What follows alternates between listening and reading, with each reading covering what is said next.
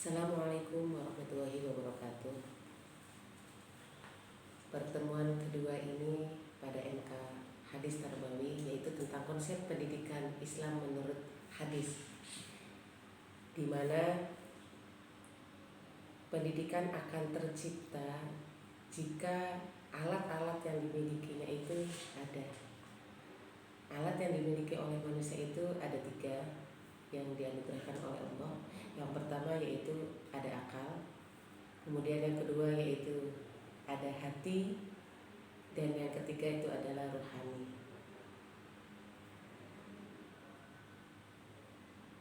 Kita akan mengetahui bagaimana sih asal muasal kita itu, maka kita masuk ke dalam alam rohani. Alam rohani yaitu mengetahui asal usul manusia ketika diciptakan. Sebelum manusia itu lahir di dunia ini, manusia sebenarnya sudah ada, yaitu di alam roh tadi, di mana di alam lahut ada perjanjian antara manusia dengan Tuhannya, bahwa kita akan mengatakan iya, engkau adalah Tuhan saya, yaitu qalu bala syahidna tadi. Setelah ada perjanjian bahwa manusia sebagai ciptaannya dan Allah sebagai penciptanya, barulah manusia itu turun ke alam nasut. Di alam nasut di sini itu manusia akan tahu piranti yang diberikan oleh Allah, yaitu berupa software, adanya akal, qalbu, dan rohani. Setelah kita terlahir di sini, bagaimana sih memanfaatkan apa yang telah dianugerahkan oleh Allah, yaitu tentang akal. Akal kita gunakan, kita fungsikan supaya kita mengetahui tentang jati diri kita. Mengetahui jati diri itu bahwa kita adalah manusia yang sesungguhnya tidak ada kepemilikan dari individu itu, seperti penamaan. Contoh, seseorang diberikan nama Ahmad, seorang diberikan nama Maryam, seorang diberikan nama Muhammad, dan seterusnya. Itu tidak ada, hanya sekedar penamaan. Kemudian tentang jabatan juga tidak ada. Nah, pengidentitasan itu sudah semuanya terlepas, karena ya manusia tadi yang sesungguhnya. Jadi tidak ada embel-embel atau tidak ada label tentang siapa sih yang melekat pada diri kita itu. Kemudian setelah kita tahu tentang bahwa identitas pada diri ini tidak diperlukan, maka kita akan tahu tentang tujuan hidup kita. Tujuan hidup itu untuk seperti apa sih? Apakah tujuan hidup seseorang itu ingin memiliki seperti yang dilihat, contoh tentang harta, tentang jabatan, tentang yang ada di dunia ini, ataukah tujuan hidup kita itu untuk mencari ridhonya? Ternyata di dalam pendidikan Islam, bahwa seseorang hidup itu bertujuan hanya untuk mencari ridho Allah. Karena kita melihat yang dari awal tadi, bahwa kita tanpa identitas, tanpa pelabelan tadi, bahwa kita itu tidak bisa apa-apa, tidak memiliki apa-apa, bahkan kita tidak sanggup tadi itu.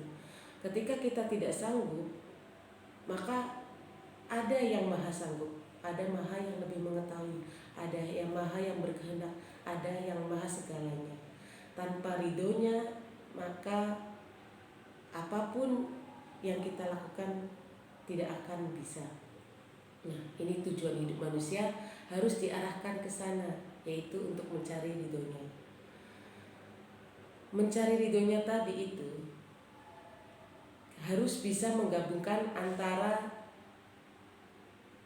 software tadi, yaitu akal, kolbu, nafsu, kemudian kita ramu menjadi satu, kita gunakan fungsi dari masing-masingnya tadi, supaya apa? Supaya kita tahu akan tempat kembalinya.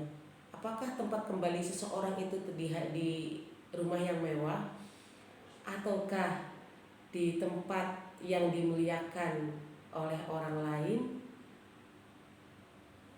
atau dengan sambutan-sambutan oleh pejabat-pejabat yang dianggapnya bahwa itu adalah sesuatu yang membahagiakan. Ternyata tidak, bahwa kembali kita nanti itu juga bukan kembali kepada hal yang bersifat pahala, contohnya akan mendapatkan surga. Kemudian ketika kita melakukan sesuatu yang salah akan menjadikan kita masuk ke neraka. Apakah nanti akan kembalinya seperti itu? Kepada surga, kepada neraka, ataupun kepada yang lainnya? Ternyata tidak. Tujuan kita hidup itu nanti akan kembali bertemu kepada yang sesungguhnya, yaitu Allah Subhanahu wa Ta'ala. Dengan hal tersebut, maka kita fungsikan hati tadi supaya apa? Tujuan hidup dan kembalinya tadi itu sesuai dengan yang diajarkan oleh Rasulullah. Hati ini akan bergerak memandu akal tadi supaya hati ini menjadi kolbun yang salim. Yang salim itu yang mengetahui siapa sih yang dicintainya, apakah makhluknya ataukah kholiknya. Mencintai yang sesungguhnya itu ternyata adalah kepada Sang Pencipta, kepada yang telah memberikan kita semua anugerah, kepada yang telah memberikan kita hidup, kepada yang telah memberikan kita rahmat. Nah, yaitu Allah Subhanahu wa Ta'ala. Allah adalah segalanya. Maka kita katakan bahwa di sini ada sifat Ar-Rahman Ar-Rahim. Tanpa sifat Ar-Rahman Ar-Rahim, kita tidak berdaya. Ketika kita sudah mengetahui apa yang dicintainya, yaitu kita akan mengetahui kepada kepemilikan, bahwa alam semua ini adalah ciptaannya, bahwa semua yang ada di dunia, semua yang ada di akhirat, itu semua adalah yang memiliki hanya Allah Subhanahu wa Ta'ala. Setelah kita mengetahui semua tentang kepemilikan tadi, tentang seperti yang sudah dijelaskan tadi, maka kita harus memberikan nutrisi kepada rohani, yaitu dengan manusia yang sesuai dengan tuntutan Rasulullah serta Allah Subhanahu wa Ta'ala. Seperti tadi yang dijelaskan, yaitu qalu bala syahidna. Artinya apa sih dengan makna syahadat tadi, makna tentang kesaksian tadi, yaitu kita mengucapkan asyhadu an la ilaha illallah, bahwa saya bersaksi tidak ada Tuhan selain Allah. Berarti kita mengikuti apa yang diperintahkan oleh Allah Subhanahu wa Ta'ala. Wa asyhadu anna Muhammadar Rasulullah, dan juga kita mengikuti apa yang diajarkan oleh Rasulullah. Karena pada hakikatnya kehidupan ini atau penciptaan itu hanya ada pencipta dan yang diciptakan. Pencipta yaitu Allah Subhanahu wa Ta'ala, dan yang diciptakan hanya Rasulullah SAW. Sedangkan kita itu hanya sekedar sebagai kopiannya saja. Maka kita harus mengikuti kepada asalnya, yaitu siapa yang diajarkan langsung oleh Allah, yaitu Rasulullah. Seperti salah satu hadis di sini dari Anas, akrimu auladakum wa ahsinu adabahum, rawahu Ibnu Majah.